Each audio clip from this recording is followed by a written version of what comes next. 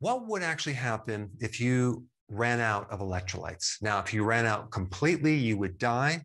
But if you ran out just a little bit, all sorts of things would happen. But the main big thing that'll happen is you'll lose electrical power of your nerves, your muscles, and your cells. I have a really short little demo to tell you exactly what I mean. All right, we're going to do an experiment, a demonstration. We have a light source. We have a power source. It's plugged into the wall over here. You can see the cords. And we have an incomplete circuit, okay, electrical circuit. We cut the wire and we put the wire into distilled water. Distilled water is water without minerals and without electrolytes. Electrolytes are electrically charged minerals, okay? So we have no conductivity here. You can see there's no light. So we're going to take some electrolytes here. We'll take a scoop of electrolytes and we'll pour it in to this distilled water. And let's see what happens.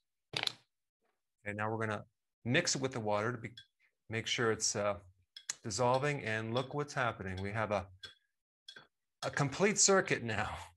So one of the main purposes of electrolytes in the body is to power the nervous system, which is the electrical system of the body, which powers the muscles and all the different organs. All right, so now that you know generally what electrolytes are, let's talk about how you would create a deficiency.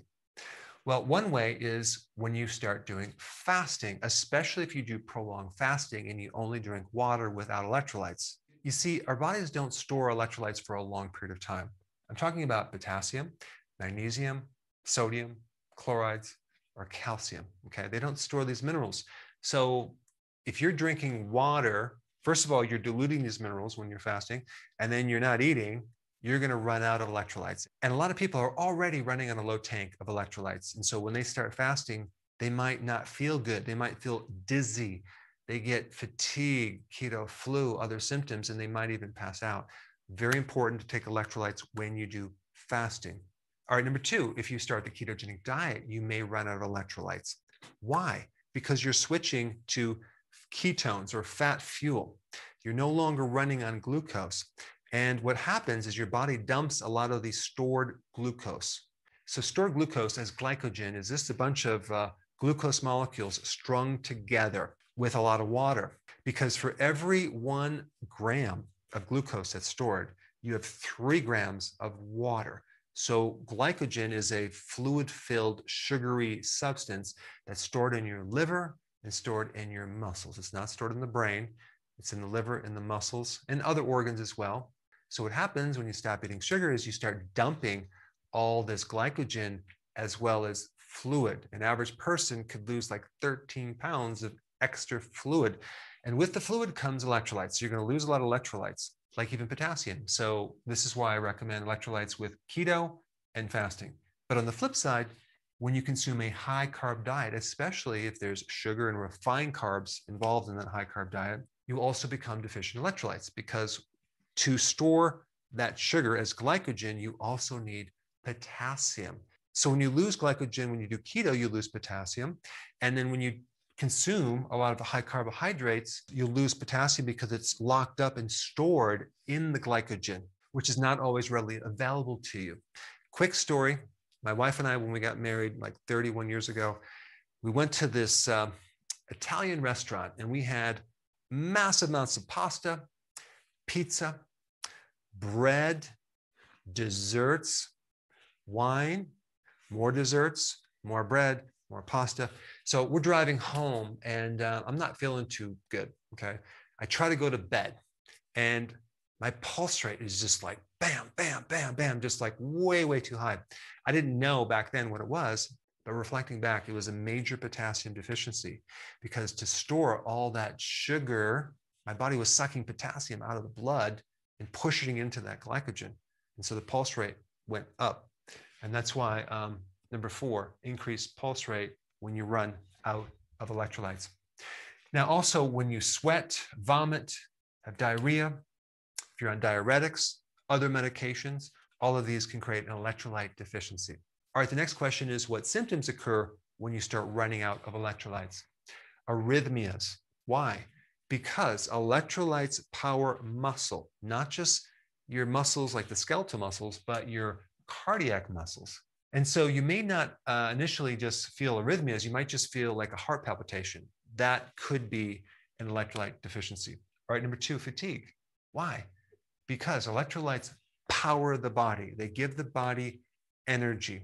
And the 2 minerals, sodium, potassium, work as a major pump to generate a tremendous amount of energy in all the cells to make everything work. And without those 2 electrolytes, things are going to be very, very low electrically. That's the term keto fatigue when you start keto, because a lot of people don't do electrolytes, or you might experience muscle weakness. That's usually a sodium deficiency. A person's not consuming enough salt. Okay, 3, dizziness and dehydration. You just don't have the fluid to run the body. And if we don't have that, we get dizzy because we're dehydrated. All right, number 4, I already talked about that. 5, muscle twitches, spasm, and cramps. So many people, when they're sleeping, get these cramps and they don't know what it is. It's an electrolyte problem. All right, number 6, constipation.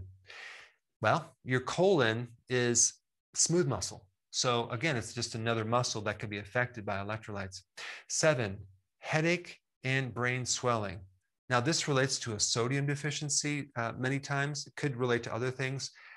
But let's say, for example, you decided to exercise and drink a lot of water and sweat and not put the electrolytes back in, and you kept drinking more and more water.